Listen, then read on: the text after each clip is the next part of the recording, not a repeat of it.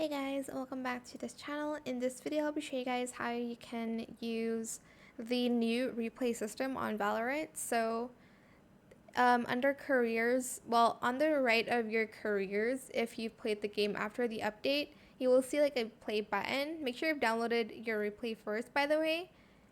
And this one's obviously to play the video. This one's to move back 5 seconds. This one's to move forward 5 seconds. You can also use your arrow button to move back 5 seconds here. And then this one's to move to the very beginning of the match, like per match, I guess.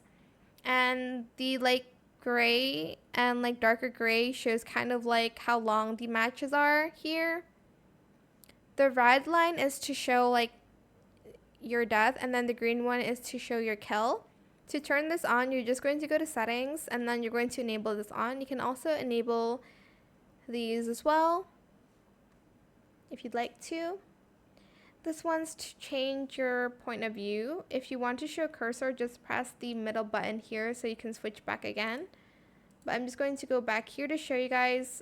You'll need to move your keys here. To press play, just press space. To fly up, press E.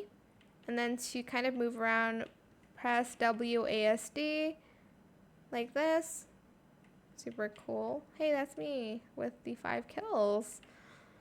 And then I'll show cursor again. And then these are just some replay options.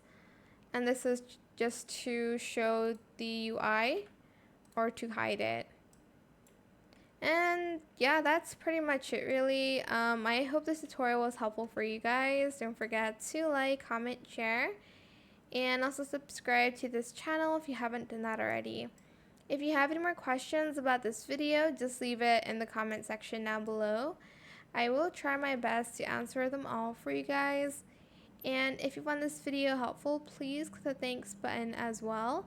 That is it. Thank you so much for watching. Bye.